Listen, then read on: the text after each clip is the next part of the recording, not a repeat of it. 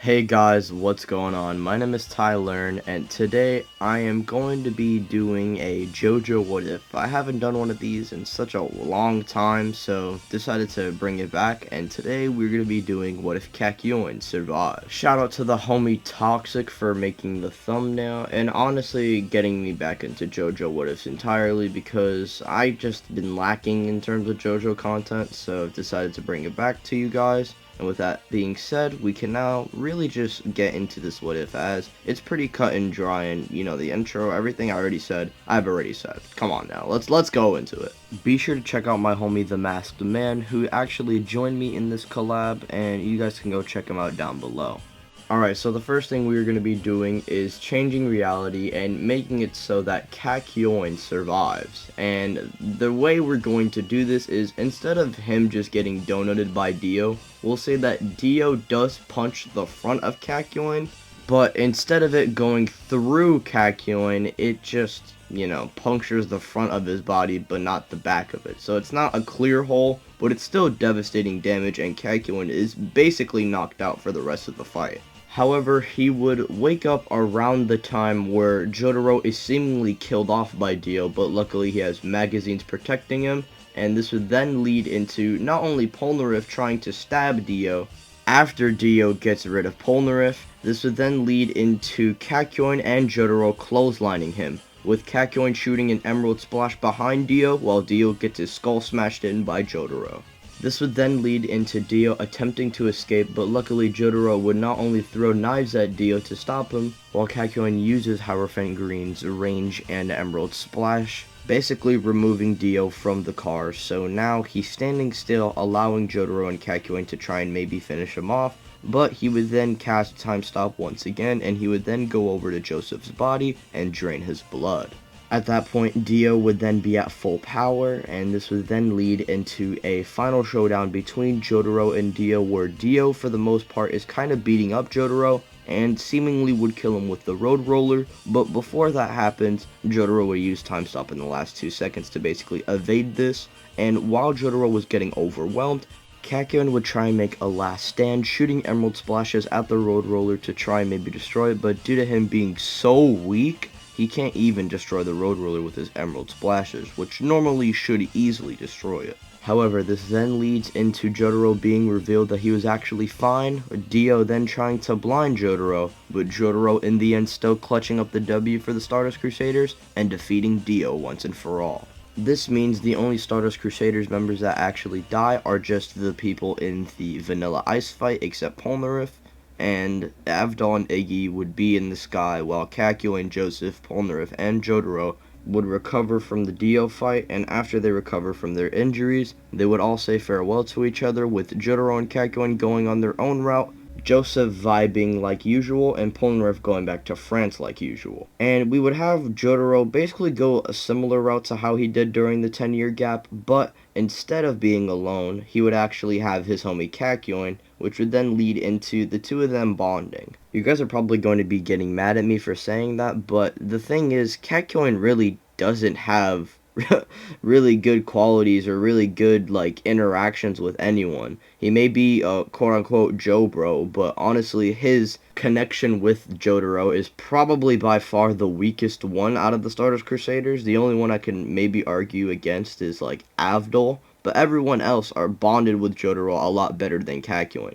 So this gives KAKYOIN and Jotaro time to actually be homies. And Jotaro wouldn't be a depressed fuck about his homies, since he has one of the homies with him. However, he would probably be sad about the other ones, but since KAKYOIN is around, Jotaro would probably be less sad. And obviously, over the 10-year gap, I could see KAKYOIN actually improving upon his stand and actually getting stronger, while Jotaro would be getting weaker. Not physically, but in terms of time stop, it would be weaker. However, I think KAKYOIN would try and grow from his fight against Dio, and maybe try and, I don't know, make up some new Emerald Splash techniques, maybe some variations of the 20-meter Emerald Splash. We'll see. But anyways, this would then lead into Jotaro trying to track down Josuke, leading into Josuke versus Jotaro, with Jotaro using Time Stop, and the encounter with Angelo in the beginning of Part 4 is pretty similar to in canon. Nothing really too much would change here. However, I think Jotaro would specifically try and get KAKYOIN to spy on Josuke to see what he is up to,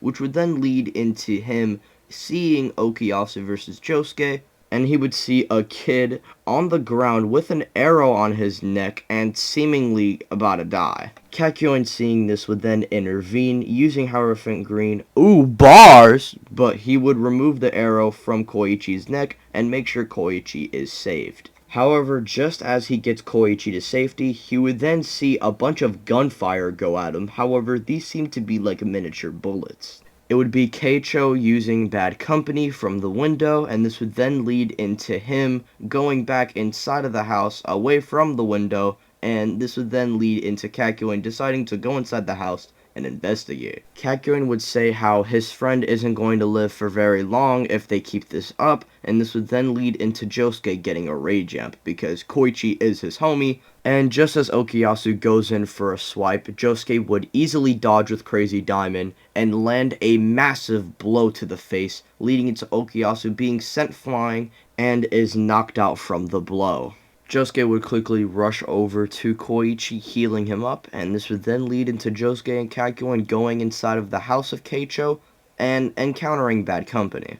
With this, Bad Company would be trying to shoot Josuke and KAKYOIN and overwhelm them. However, KAKYOIN would shoot up some emerald barriers and emerald splashes around the room, basically covering Josuke in terms of range, allowing him to basically get to Keicho a lot faster. Reason why they decide to go inside of the house this time is because, well, they did do Koichi dirty and Josuke wants to get revenge, which is why he's going inside of the house in the first place. He just wants the smoke. Now, because KAKYOIN is basically covering Josuke in terms of range, they're not going to be retreating and even going outside, meaning Koichi and Okuyasu are the only ones outside, and I think this is where Koichi would reveal that he has a stand, and he would shoot an egg at Okuyasu, which does nothing. At this point, Josuke would eventually 200 IQ Keicho, and Keicho would get bopped, and the whole reveal of Keicho and Okuyasu's father would happen. And the same thing would be said for the Red Hot Chili Pepper introduction, who would kill Keicho. Now, with this, Okuyasu would be bloodlusted. However, KAKYOIN would actually intervene and try to calm Okuyasu down, saying he knows someone pretty similar to that of Okuyasu himself.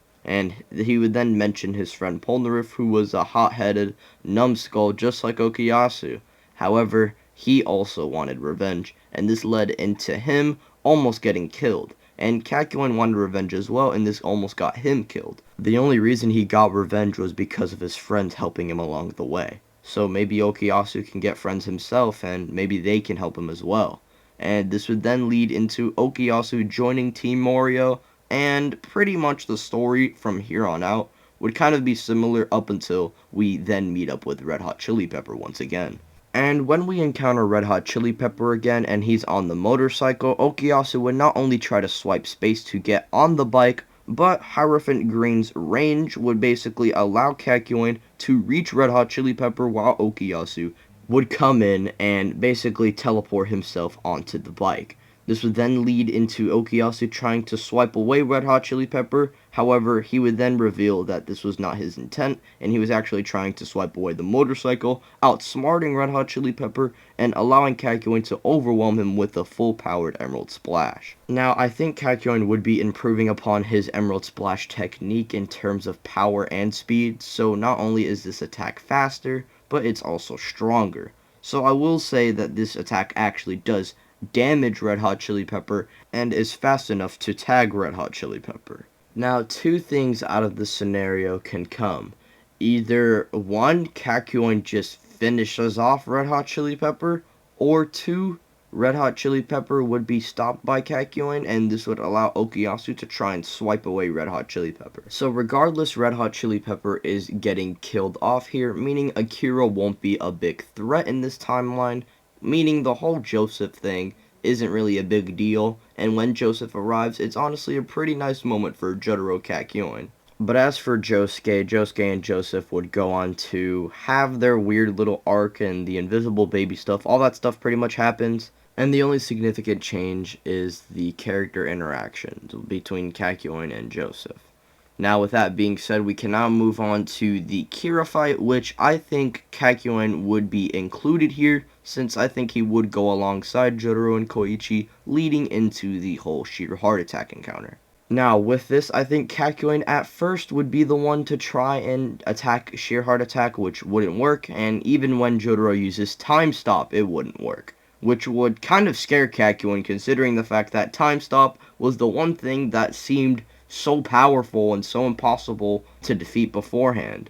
After Jotaro realizes time stop won't work, this would lead into them figuring out sheer heart attack is attracted by heat, and KAKYOIN would try to protect everyone from the bomb when it goes off. But luckily, Jotaro intervenes, saving KAKYOIN and Koichi's life, but nearly dying in the process. Koichi would then release his Act 3 echoes, damaging Kira's hand and stopping sheer heart attack. When Kira reveals himself that there is no quick decision made by Koichi since KAKYOIN can cover him while he's freezing sheer heart attack, this would mean KAKYOIN would have to scrap with Kira and Killer Queen, who KAKYOIN doesn't do terribly against. He does way better than the likes of Koichi, but would still be shown to be weaker. KAKYOIN would proceed to play the long game with Kira, running around and setting up traps and luring Kira into right spot and waiting for the perfect moment to hit him with what he calls 10-meter barrage. Emeralds go everywhere at Kira, however at that point Killer Queen shows off his speed. He would tag multiple emeralds and make them explode, however he would simply be overwhelmed and damaged from the attack, but he isn't out just yet. Kira feels weakened, but he would just get frustrated at what he's fighting and would proceed to blitz towards Koichi and try to donut him, saying I, Yoshigaki Kira, won't lose. Luckily, Hierophant Green comes in and eats the punch, but in return he shoots a point-blank emerald splash, sending Kira flying. KAKYOIN before collapsing would say, so your name is Kira, huh? This would shock Koichi and Kira, forcing Kira to escape the area, meaning no Jotaro fight, but instead we get an actually intense scene with Koichi and KAKYOIN. Now after this, part 4 starts to really get pretty much the same as canon, with Koichi being there, and the only change I see is the rat being dealt with easier thanks to KAKYOIN's range. Koichi would be sent to go and collect Giorno since Jotaro believes KAKYOIN might just kill him for being Dio's son, and maybe KAKYOIN can be in part 6, and if he was, I'd probably have him sacrifice himself for Jotaro against Pucci, leading into Jotaro surviving but getting hit with the universal reset.